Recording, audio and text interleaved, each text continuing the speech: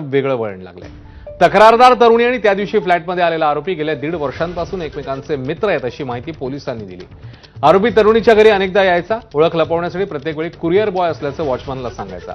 सुरक्षा रक्षकांनी खातरजमा करण्यासाठी फोन केल्यावर ती तरुणी त्याला दुजोरा द्यायची असंही पोलिसांनी सांगितलं।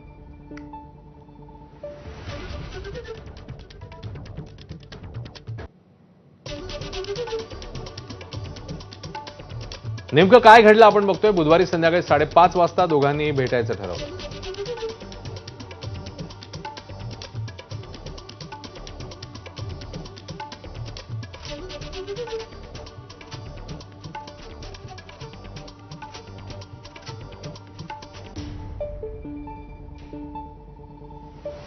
तर पुण्यामधल्या कोंढवा भागातली ही घटना समोर आल्यानंतर आता सविस्तर तपास पोलिसांनी केला असता काही गोष्टी समोर आलेल्या आहेत।